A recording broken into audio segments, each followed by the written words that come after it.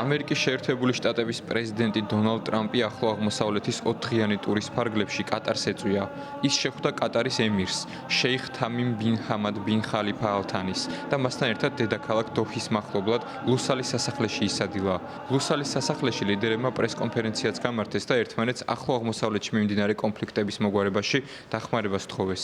პრეზიდენტმა დონალდ ტრამპმა მოუწოდა კატარის ემირს გამოიყენოს საკუთარი გავლენა ირანზე, რათა დაარწმუნოს ქვეყნის ხელისუფლება დასთანხმდეს ვაშინგტონთან შეთანხმებას და შეაჩეროს სწრაფად განვითარებადი ბირთვული პროგრამა.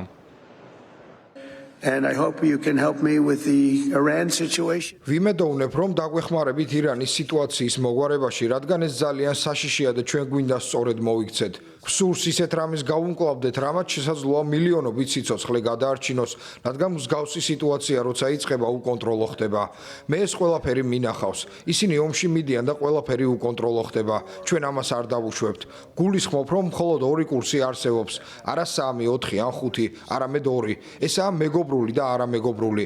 არამეგობრული კურსი ძალადობრივია, რაც მე არ მინდა. Friendly is a violent course and I don't want that.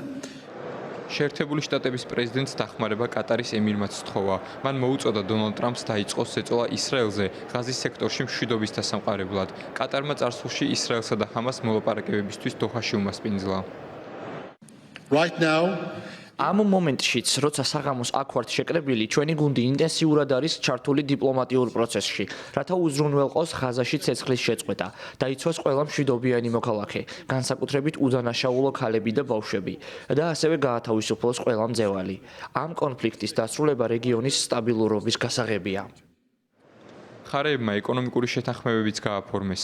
კატარსა და შეერთებულ შტატებს შორის შედგა თითქმის 2 მილიარდი დოლარის ღირებულების შეთანხმება, რომელიც ვაშინგტონისთვის კატარის მიერ წარმოებული სადაზვერვო დამრტყმელი დრონების მიწოდებას ითვალისწინებს.